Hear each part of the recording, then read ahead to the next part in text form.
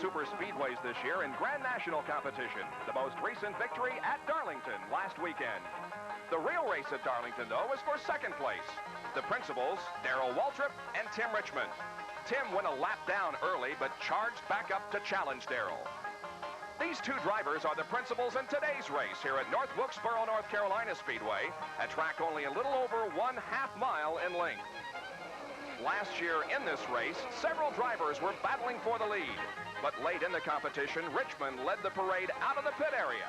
And Tim hung on for his only Winston Cup win of 1984. He beat Harry Gant by 1/2 second. Waltrip finished 6th here last year. The clean-cut Ohio boy, after stealing the money from the Northwestern Bank 400, cleverly disguised himself. And today we'll be racing back to that bank, this time incognito, to try to enter the vault again.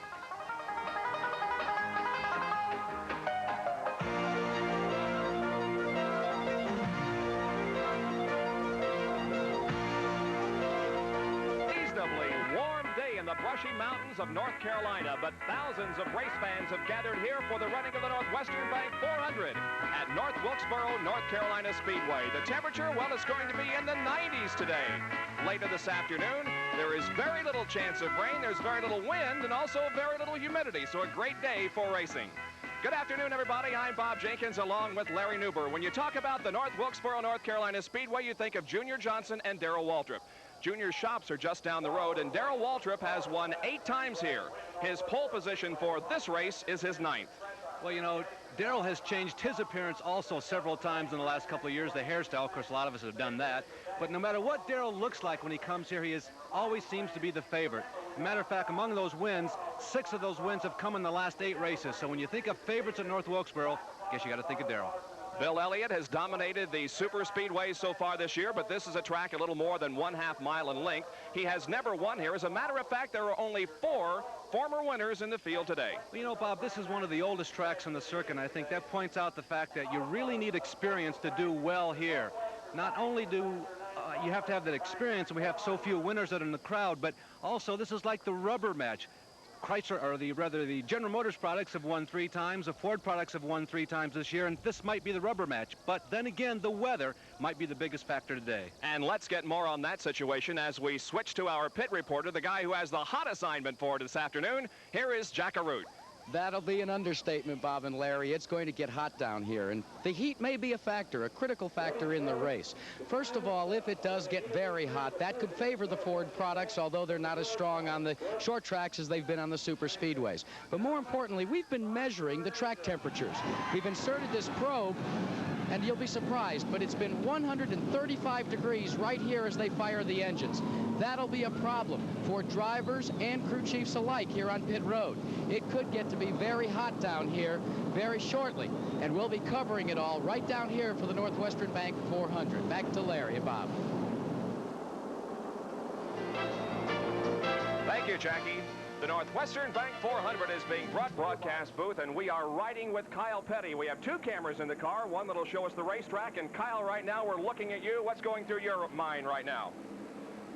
Right now we're just trying to get the tires seated in, get the brakes seated back in, warm the car up a little bit, get ready to race, I guess.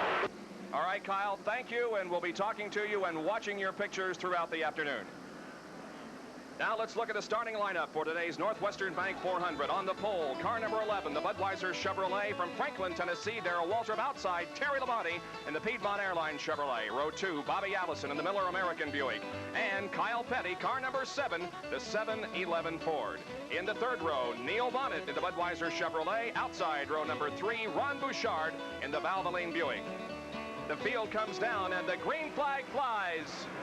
The race is underway. We'll give you the rest of the starting lineup in just a moment. The cars go through corners number 1 and 2. Labonte right alongside Darrell Waltrip as they race down the backstretch and go into turn number 3. But that inside groove is just a little bit faster than the outside groove, and Darrell Waltrip will have the lead as they come up to the quarter pole.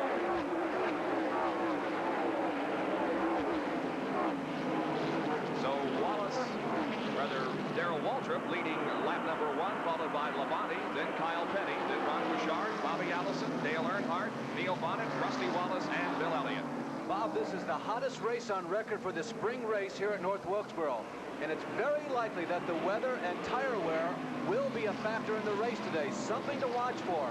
A guy can be very fast at certain stages of the race, but he may be punishing the car, and in particular the tires, just too much. So no matter who is leading at what point in the race, it may not be the best idea. While we continue to watch the race out there, and Darrell Waltrip leading Terry Labonte, the rest of the starting lineup, Rusty Wallace and Dale Earnhardt in row 4. Fifth row was Jeff Bodine and Bill Elliott. Sixth row, Richard Petty and Buddy Baker. Row 7, Ricky Rudd and Lake Speed. Eighth row, Harry Gant and Phil Parsons. Ninth row, Dave Marcus and Tim Richmond. The 10th row, Bobby Hillin and Clark Dwyer. 11th row, Ken Schrader and J.D. McDuffie, as we're now inside Kyle Petty's car. 12th row, Jimmy Means and Buddy Arrington. 13th row, Eddie Burschwale and Don Hume. Then Bobby Gerhardt and Brent Elliott in row number 14. In row 15, Ed Sanger and Dick May. Well, Bob, this may be the best chance of all for this year for Kyle Petty, whose car we're inside right now. Now they're moving through turns 3 and turn 4. You see Kyle pinching it down low coming out of turn number 4. You drive this track kind of like a super speedway. You let the car swing out. Particularly on a hot track like this, it's going to be a little more slippery than normal. You see him pinching turn number 2, now letting the car slide out as close as you feel comfortable to the backstretch wall. Then you go into turn 3. This is the corner you can really pinch tight because you're going uphill, and centrifugal force does not try to throw you off the track as much as it does in turns 1 and 2. Right behind him is Ron Bouchard in the Valvoline Buick, right behind Kyle Petty, who is running in 3rd position, and he has about 5 or 6 car lengths between himself and Terry Labonte, who's running in 2nd. But now Ron Bouchard pulling right up on the back bumper of Kyle Petty as they went through the 3rd turn. Bill Elliott gets a little sideways coming out of turn number 4 and loses a couple of positions. The rear end on that car just going sideways. Elliott now to the inside of the track. He was running in 9th position, but is slowing down. Bobby's slowing down significantly. You know, this car has been very fast, particularly in the super speedways. I guess it's just that he was a little out of shape. He felt the slipperiness of the racetrack. He decided to get out of the throttle. That is tough on tire wear. And as we mentioned, as this track heats up today, remember, under any yellow flag condition, you can only change 2 tires. As we look at Elliott's performance on the super speedways this year, when he didn't win, he crashed. When you heat up the tires here, because you can only change 2 in any green flag conditions or yellow flag conditions, you may be in trouble. And the interesting graphic that followed that, 5 victories in the last 11 races. There he is, the Dawsonville, Georgia native, Bill Elliott. Well, there's the guy trying to make a move, Bob. Richard Petty there on the outside in car number 43, and on the inside is Tim Richmond. Remember that Richmond won this race from way back in 17. Whoa, he gets in the lake a little bit, quite a little bit. They're out of shape there in turn 3, turn 4. Coming down the inside, Tim drops way down on the entrance level, almost to the pit area, to get underneath Lake Speed. That was 12th, 13th, and 14th, so you can tell what kind of an afternoon we're in for here on these short tracks that the Grand National drivers compete on. There's a lot of bumping, banging, and if a particular driver is in front of you and you want him out of there, they'll do a little bit of bumping. Tim Richmond moves into 12th place. Right behind him is Lake Speed, and then Buddy Baker and Richard Petty are running side by side.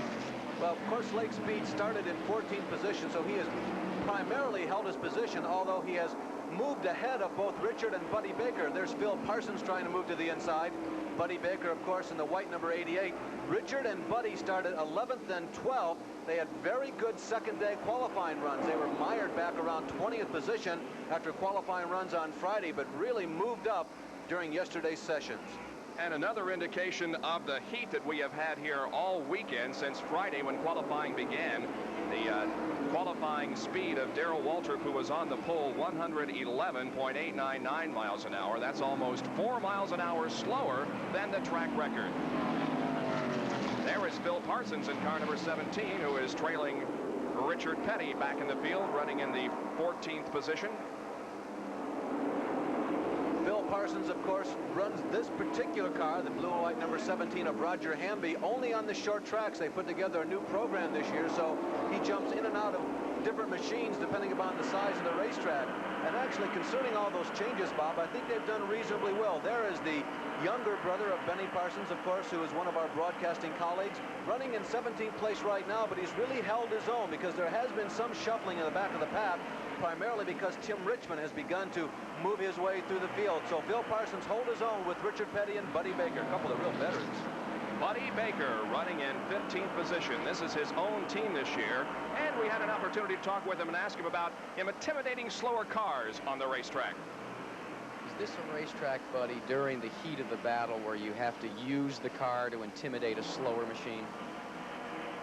You mean lay on them or hit them? Yeah, it happens. And the biggest thing is that you're going to have a certain amount of contact. You have to remember that nobody's out here on a kamikaze mission. And if you get leaned on or you lean on somebody, you have to just kind of roll with the punches unless it's a direct hit, and then it gets your dander up. But the good race drivers up here, like Darrell Waltrip, he takes his time with everybody. If he's racing a good car, he don't just run in there and turn him around in racetrack, because there's some pretty good tempers in this business. You wouldn't want to do that to Bobby Allison either. So what I'm saying in so many words is you have to use a lot of what you've learned through the years to win at these type of racetracks, and use a little more patience than normally you would, and you'll end up winning, and you won't know why. It'll just come. Well, we have an accident down at the entrance to the pit area. That is Eddie Birchwhale, one of the 3 rookie candidates in the field today. The skid marks you can see go right into that tire, which protects the abutment at the end of the pit wall. Birchwhale sitting there in that number 6 car owned by D.K. Ulrich. There's a good picture of Eddie. He is motioning from inside the racetrack.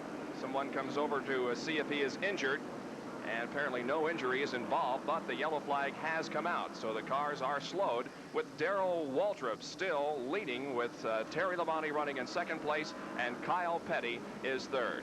Well, the start of today's Northwestern Bank 400 brought to you off of the racetrack. The car stopped right in the middle of the entrance to the pit area. A couple of cars did come in for a quick stop. Let's go right now again to Kyle Petty in the number 711 Ford. Kyle, Bob Jenkins up again in the booth. You're hanging right in there in 3rd position. Is the car working to your satisfaction right now? Yeah, the car's working real good right now. It's getting in the corner real good. The deal is it's a little bit loose getting up off. We need to put about a round or 2 of wedge in it, but I hate to lose this position, so I'm going to stay on out here and try to fight it until we get in to make a change on the car. Kyle, is this going to be your day? You're going to visit Victory Lane this afternoon? I hope so. I've been kind of kidding with the guys at the shop. I thought Wilkesboro was a good track for me, and Tallanega's been a good track. If we can make it through the next 3 races and do pretty good, I thought we might be able to win 1 or 2, so I hope so. We'll be watching. Thank you. Well, somebody else's progress that we've been watching is Tim Richmond. You know, he started this race deep in the pack a year ago, moved to the front, and eventually won. Tim Richmond, this is Larry Newber up on ESPN. So far, so good. It looks like you're moving up like last year. Yeah, Larry, it's looking real good. The car, we made some changes late in practice yesterday, actually after practice was over. So we kind of started the race in the dark, but everything has seemed to turn out well. The car's handling fine. The track's starting to loosen up already, though. We're going to have to kind of catch up and stay caught up with the chassis. And if we do that, I think we're going to have a good shot at this thing today. Well, Tim, this early caution flag gives you some more ground on the racetrack for free. Good luck for the rest of the day. Thank you very much, Larry. We'll talk to you later. Eddie Birchwhale is an early out. Let's go down to Jack Arute in the pit area. Eddie, first of all, what happened? Well, the car was handling real good all that. It was a little bit loose. The track was mainly looseness, but I thought I could get under J.D., and I got down a little bit low on track, got the gas a little too quick. Just got loose and got in a bad place to get loose. I wound up on that tire over here, but I think we were doing real well. I was going to get him tighten the car up a little bit, but, you know, it's just natural here. The track gets slick, and we just had a short day. Well, what's the feeling, though, when you come to a sudden stop like that? Well, it's the end of the day. It wasn't really that hard of a hit. That's a pretty good tire they got there. It cushions everything, but, you know, it did damage the car. Early afternoon retirement for Eddie Birchwhale, one of the rookies in the race. San Antonio, Texas native Eddie Birchwhale. So we're still under yellow, cleaning up the debris left from Birchwhale's accident. And while this field is slow, we'll take this break and be right back.